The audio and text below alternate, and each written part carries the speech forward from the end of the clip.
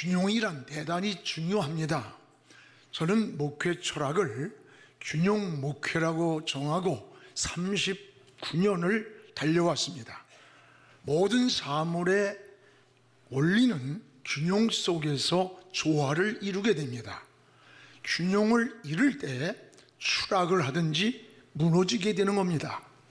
자동차가 네 바퀴가 균형 있게 굴러가야 잘 달리게 되고, 새의 양 날개가 균형 있게 움직일 때 고공을 나르게 됩니다. 건물을 지을 때도 다림줄을 통해서 이 추가 균형을 잡아줄 때 그 건물이 잘 지어지는 것과 같습니다.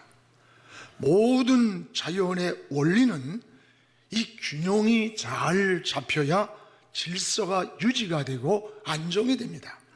사람도 균형 잡힌 인격이 있습니다. 지정의를 인격이라고 말합니다. 머리는 차갑고 냉철하며 분별력이 있어야 하고, 이 가슴은 감성이 풍성하고 인간미가 있어야 합니다. 그리고 행동은 의지적 결단이 있는 사람을 균형 잡힌 인격이다, 이렇게 말합니다. 나라도 균형이 있습니다. 나라도 균형이 잘 잡혀야 합니다. 지금 정치, 경제, 사회, 문화, 교육, 외교, 안보 균형을 잃은 것 같아서 국민들이 불안해합니다. 경제는 침몰하고 있고, 대기업은 말할 것도 없고, 중소기업마저 해외로 투자로 떠나고, 외국 투자는 급속하게 줄어들고요. 우리 젊은이들이 양질의 일자리를 찾기가 힘들어지고 있어요. 또 여러분, 교육은 방향을 지금 잘못 잡고 있어요.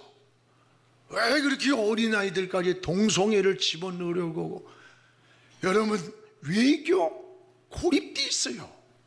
안보는 울타리 없는 집같이 지금 가고 있어요. 과거의 청산에만 집착되고 매여가지고 뭔가 미래를 향해서 나가야 할 방향 제시를 하지 못하는 이런 걸 보고 참 안타까워요. 지도자의 역할이 뭐예요? 지도자의 역할은 균형을 잘 잡아주는 게 지도자의 역할입니다. 이 영적인 세계도 이 균형이 잡혀야 돼요. 어떤 사람은 성경만 많이 읽고 기도하지 않는 사람은 바리새인 같아요. 바리새인. 또요, 어떤 사람들은 반대로 기도만 많이 하고 성경 말씀으로 정리가 되지 않으니까 늘 극단적 신비주의자가 되는 거예요. 균형이란 말씀을 잘 알고 하나님께 깊은 기도를 드리며 그 감동과 깨달음을 행동으로 동반될 때, 이게 바로 균형 있는 신앙이 되는 것입니다. 오늘 말씀에는 초대교회의 모습입니다. 초대교회는 건강한 교회요, 균형이 잘 잡힌 신앙의 모델입니다. 오순절 성령을 통해서 세워진 최초의 교회를 우리는 초대교회라고 말합니다. 이 초대교회는 오직 성령이 주체가 되었습니다. 성령의 오순절 강림을 통해서 교회가 탄생된 거예요. 그래서 교회의 본질이 뭐냐? 교회의 본질은 성령이에요.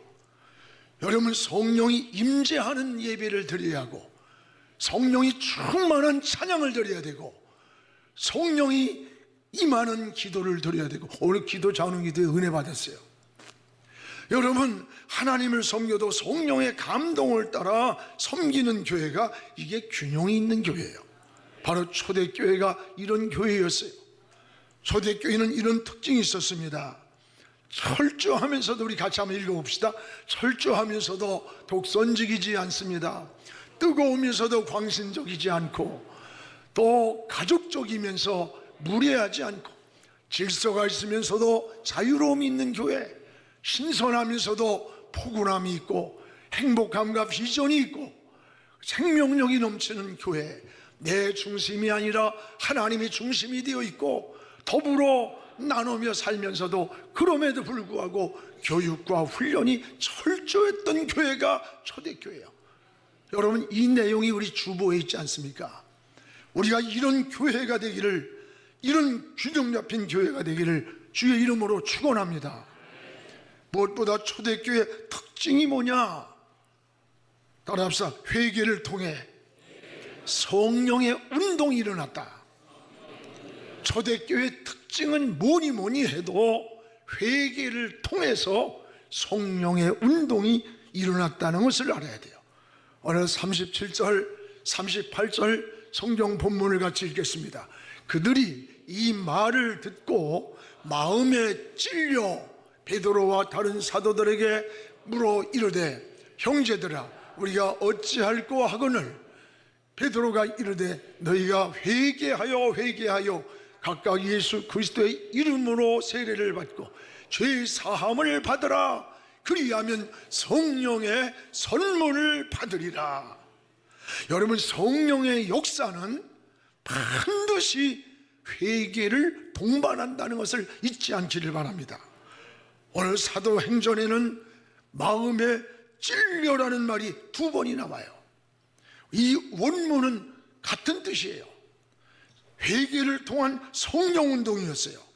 베드로가 설교를 듣고, 베드로의 설교를 듣고 많은 사람들이 마음에 찔려 회개하면서 하나님 앞에 그날에 예수님을 영접하고 세례받은 자가 3,000명이나 되는 변화의 역사가 일어났던 거예요. 말씀을 듣고 회개 운동이 일어나니까 성령이 역사했던 거예요. 진정한 성령의 역사는 반드시 회개를 동반한다는 것을 알아야 돼요. 성령은 옛 구습을 버리게 만듭니다. 그래서 변화는 어디서부터 오느냐? 밖에서 안으로 오는 게 아니에요. 우리 안에서 밖으로 오는 거예요. 그런데 현대 기독교의 위기가 저는 회개의 결핍이라고 생각해요. 회개의 결핍.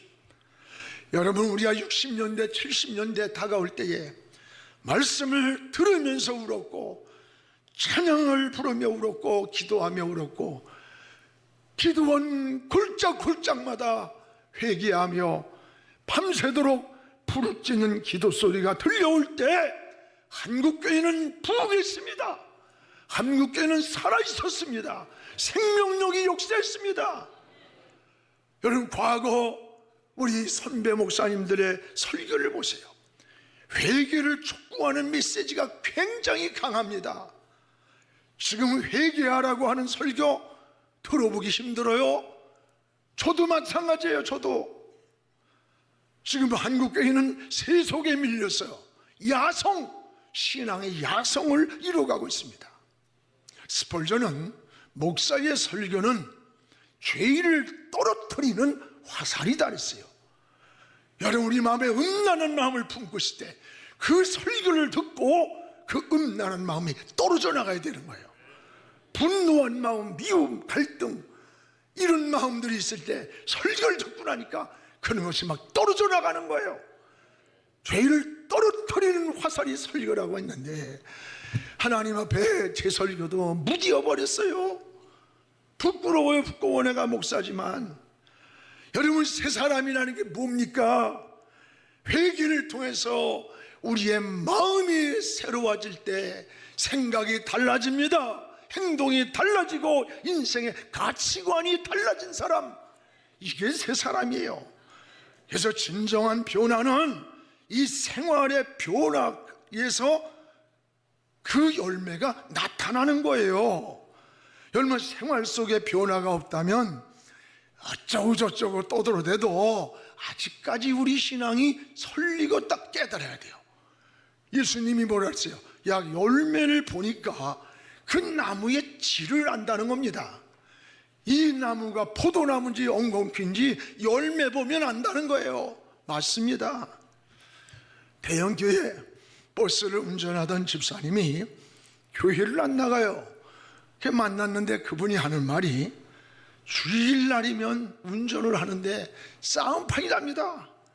아침에 예배 드리러 가면서 먼저 타려고 싸우고, 예배 끝나고 나오면 서로 먼저 타려고 싸우는데, 예배 드릴 때는 할렐루야 하며 난리를 친대 그런데 그런 집사 권사들이 교회만 나와서 버스 올라탈 때는 그냥 가진 욕을 다 쏟아내면서 아우성을 치고, 이런 모습을 보고 신앙의 회의를 느꼈다고 하는 고백이에요. 물론 그 사람이 신앙이 약해서 그렇지만, 여러분, 우리는 생활을 보면 그 사람의 신앙의 변화를 알 수 있다는 거예요.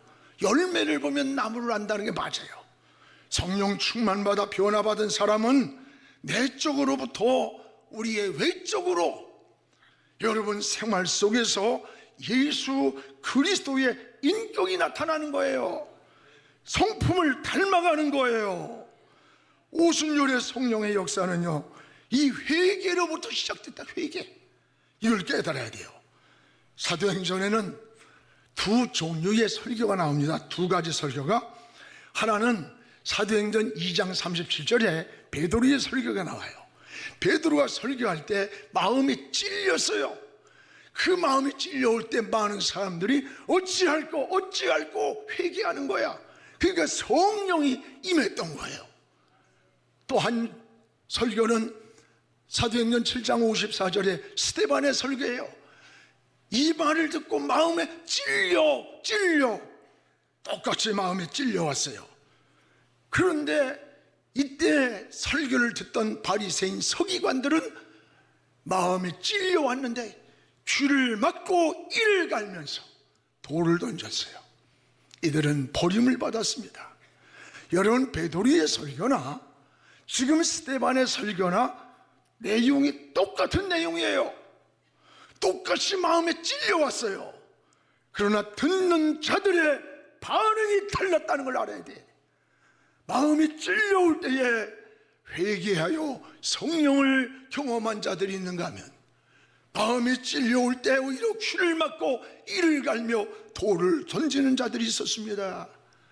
오늘 우리의 모습은 어떤 모습으로 신앙생활을 하는 겁니까? 성경을 읽다가 기도하다가 때로는 설교를 듣다가 찬양을 하다가 마음이 찔려올 때가 있잖아요. 저도 많아요. 양심이 찔려올 때가 있어요. 이것은 하나님이 터치하시는 은혜의, 여러분, 손입니다. 내 마음을 터치해 주시는 거예요. 이럴 때 우리는 어떻게 반응을 합니까? 어찌할꼬 하면서 하나님 앞으로 나와서 회개를 합니까? 아니면 이를 갈고 귀를 막고 돌을 던지는 바리새인의 모습으로 살아갑니까? 여러분, 우리가 신앙생활 아무리 잘한다고 해도 다 실수할 때가 있고 허물이 있고 넘어질 때도 있고, 완전한 사람이 어디 있겠어요? 하나님이 우리에게 완전함을 요구하는 거 아니에요. 여러분, 깨닫고 뉘우치고 돌이키는 사람을 찾고 있는 겁니다. 회개는 잘못을 깨닫고 하나님 앞에 뉘우치며 돌이키는 게 회개예요. 그래서 회개를 하면 어떤 줄 알아요? 회개는 영이 맑아져. 우리 영이 맑아져. 회개는 여러분, 죄로 막혔던 하나님과의 교제가 회복되는 거예요. 뿐만 아니라 회개는 마음의 평안을 갖다 줘요. 회개는 성령의 임재가 경험하게 돼요. 지혜가 번뜩이는 걸 느껴요. 성령의 인도를 깨달아요. 오순절의 성령의 역사는 회개로부터 출발했다는 것을 깨닫기를 축원합니다. 여러분, 회개를 통한 성령 운동이 날마다 일어나기를 축원합니다. 우리의 마음속이 쓰레기통 같고 우리의 마음속이 음란, 죄악, 타락으로 육적인 것으로 가득 차 있는 마음속에 무슨 능력을 구해요? 미친놈한테 능력 주면 미친 짓만 하는데, 우리의 마음이 청결하게 주의 보혈로 날마다 씻어내야 돼요. 그래서 영이 맑아지고 하나님과 막힌담이 없고 우리의 마음에 거룩함이 올 때 평안이 오는 거예요. 지혜가 오는 거, 영감이 떠오르고 성령의 인도를 경험하는 겁니다. 그래서 오순절의 성령의 역사는 회개로부터 시작됐다는 사실을 깨닫고 날마다 주의 보혈로 우리 영혼을 씻어내며 막힘없는 하나님과의 교제가 이루어지기를 주님의 이름으로 축원합니다. 또 하나는 이 초대교회를 보면 따라합시다. 사도의 가르침, 이 사도의 가르침을 철저히 받았습니다. 우리 42절을 같이 읽겠습니다. 그들이 사도의 가르침을 받아 서로 교제하고 떡을 떼며 오로지 기도하기를 힘쓰니라. 여기에 사도의 가르침이란 말을 주목하시기 바랍니다. 이런 사도들의 교육과 훈련이 철저한 게 초대교회의 특징이에요. 교육이 뭐예요? 모르는 것을 배운다면 훈련은 이미 알고 있는 것을 반복하는 거예요. 이는 훈련이에요. 알고 있는데 반복하니까 좋은 습관이 생겨요. 그 좋은 습관은 좋은 인격이 만들어지고 그 좋은 인격은 좋은 체질로 변하는 거야. 우리의 궁극적인 체질은 뭘까요? 예수 그리스도의 성품, 예수 그리스도의 마음을 닮아가는 게 이게 체질의 변화야. 이게 신앙의 성숙함이에요. 사랑하는 여러분, 그래서 제자는 훈련된 자가 예수 그리스도의 제자라고 말하는 거예요. 오순절 성령 체험했다고 하루아침에 성숙해지는 거 아니에요? 잘 먹었다고 해서 어린아이가 하루아침에 여러분 어른 되는 거 아니에요.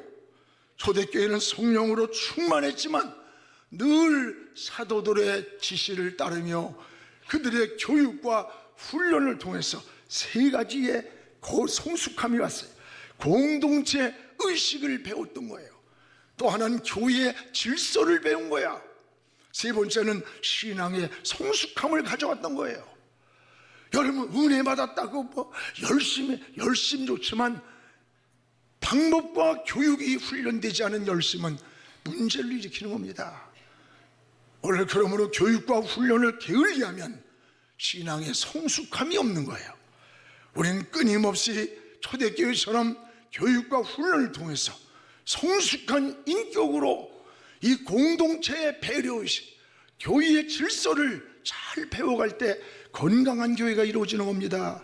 그래서 우리 교회의 비전 중 하나가 교육과 훈련 사역 아닙니까? 교육과 훈련 없이 좋은 신자, 좋은 사역자, 좋은 중직자가 될 수가 없다는 걸 알아야 돼요. 여러분, 좋은 선수도 좋은 한 선수가 되는데 세 가지 조건이 있답니다. 하나는 본인이 천부적 소질이 있어야 돼요. 좋아하는 것과 잘하는 것은 다릅니다. 좋아하는 것은 취미고 잘하는 것은 그 사람의 기질, 소질이에요. 내가 좋아도 소질이 없으면 그건 취미로 끝나야 되는 거예요. 또 하나는 좋은 선수가 되려면 좋은 스승을 만나야 돼.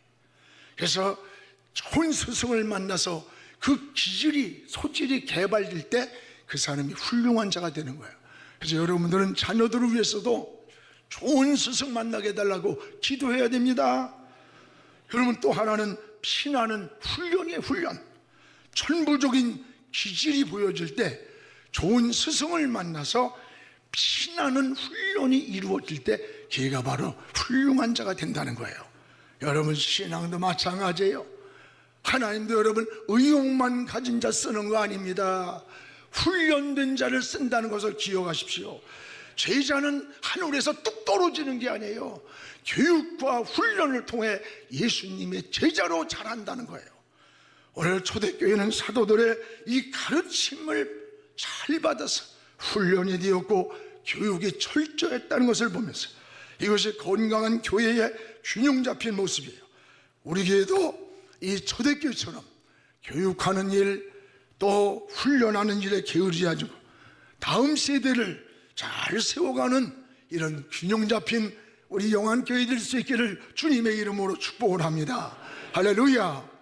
또 하나는 이 초대교회의 특징이 여기 마음을 같이하여 서로 배려했다. 우리 같이 읽읍시다. 마음을 같이하여 서로 배려했다. 우리 44절부터 47절까지 한번 읽어봅시다. 믿는 사람이 다 함께 있어 모든 물건을 서로 통용하고 또 재산과 소유를 팔아 각 사람의 필요를 따라 나눠주며 날마다 마음을 같이하여 성전에 모이기를 힘쓰고 집에서 떡을 떼며 기쁨과 순전한 마음으로 음식을 먹고 47절 하나님을 찬미하며 또 온 백성에게 칭송을 받으니 주께서 구원받는 사람을 날마다 더하게 하시니라.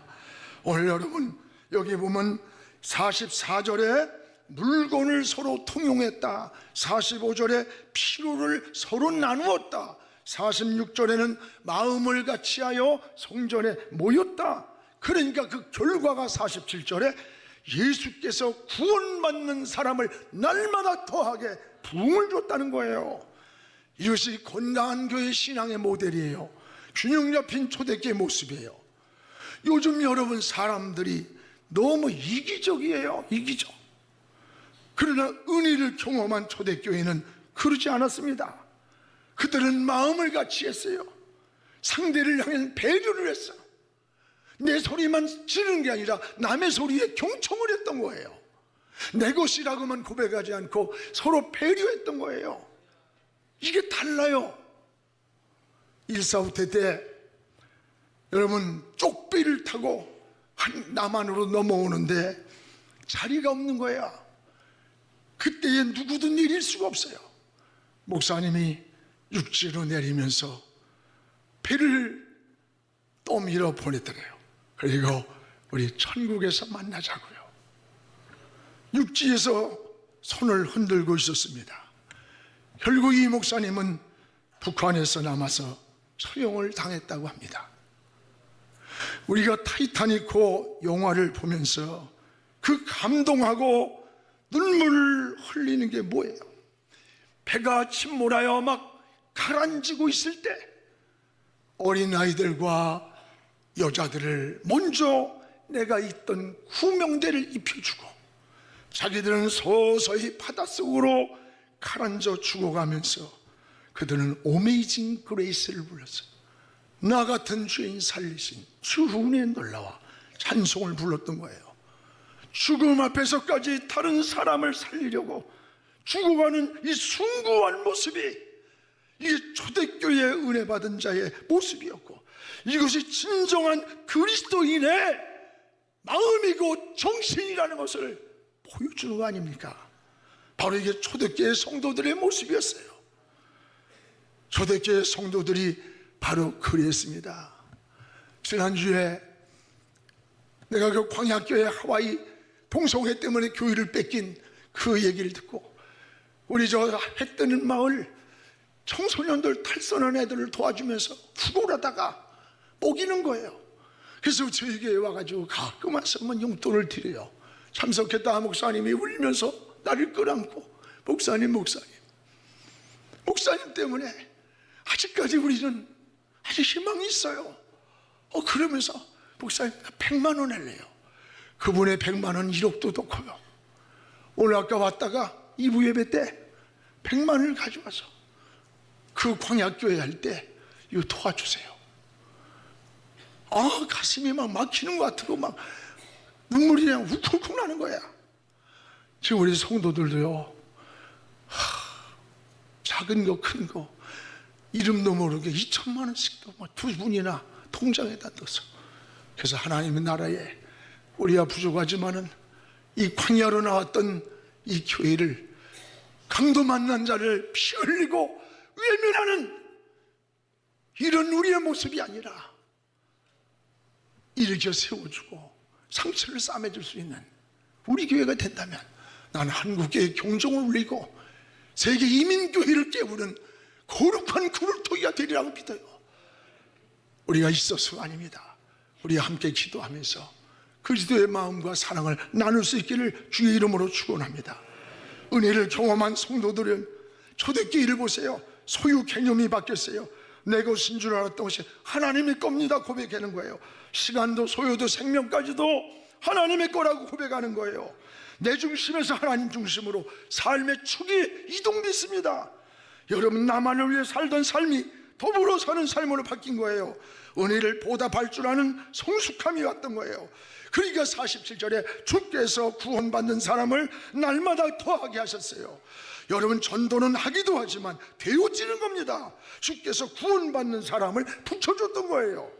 교회가 날마다 부흥되었습니다. 좋은 소문이 났습니다. 사랑하는 성도 여러분, 오늘 초대교회는 균형이 잘 잡힌 성숙한 신앙의 모델입니다. 오늘 우리의 신앙도 이렇게 건강한 신앙 되기를 기도할 수 있기를 바랍니다. 신앙의 변화가 생활 속에서 우린 균형 있게 나타나야 돼요. 나보다 다른 사람을 배려하는 공동체의식으로 신앙이 균형을 잡을 때에 우리의 영혼이 건강해지는 거예요. 교회가 건강해지고 사회가 건강해지고 구원받는 수가 날마다 더하게 됩니다. 바로 이 초대교회의 이 모습이 바로 우리 교회의 모습이 되기를 주님의 이름으로 축복을 합니다.